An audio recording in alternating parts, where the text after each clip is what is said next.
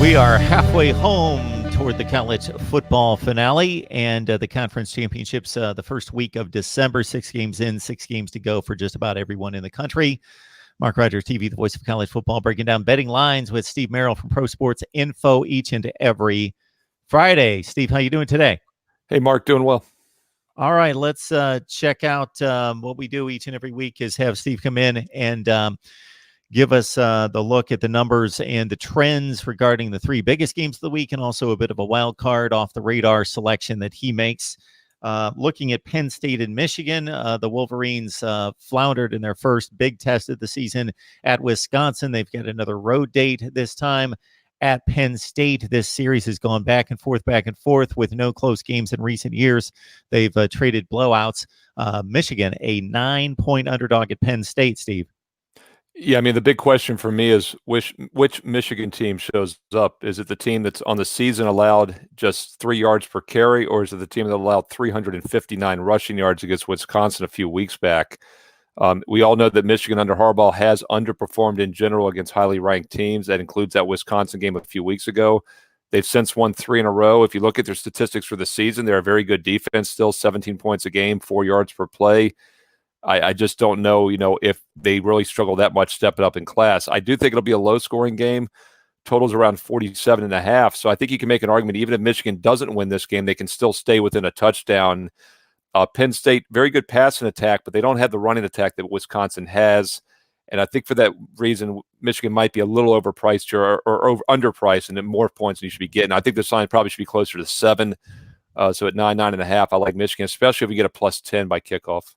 We are checking out the Week 8 betting lines here with Steve Merrill from ProSportsInfo.com. Check out Steve's information, his service regarding not just college football, but the NFL, Major League Baseball playoffs, of course, and the NBA coming very soon.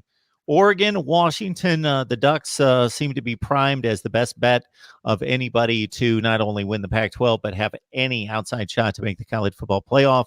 They travel to Seattle to take on Washington, the Huskies, a 3-point underdog.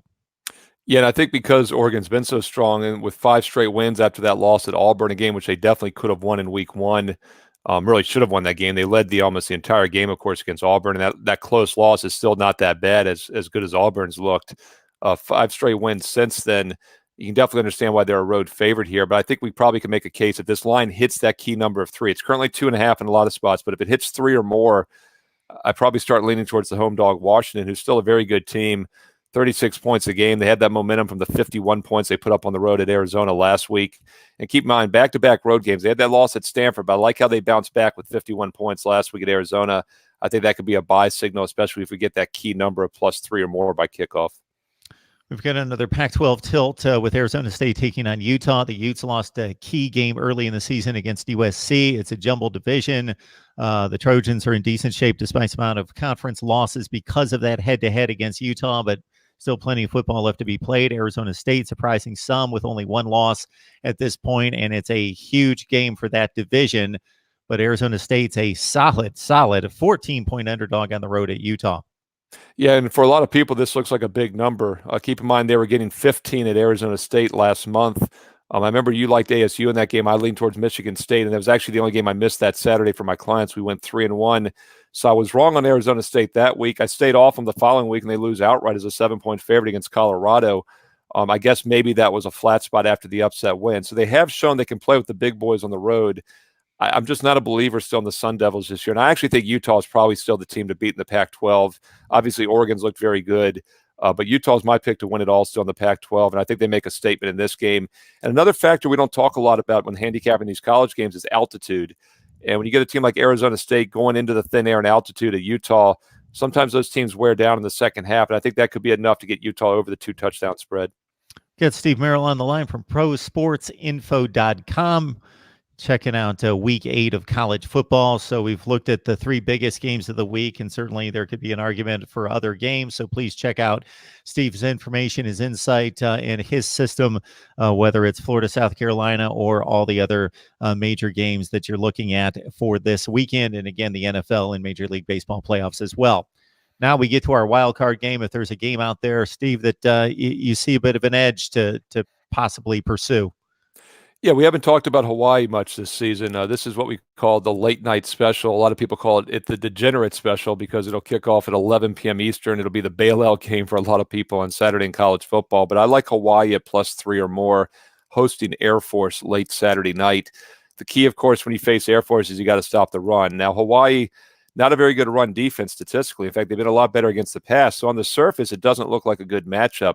But I think the scheduling spot favors them here. Air Force has been a real zigzag team this year.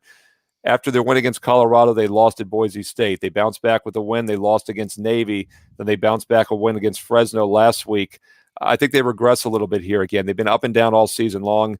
Now, I know the service academies travel better in general than other teams, so the Hawaii trip might not be as much of a distraction for Air Force as it would be for others.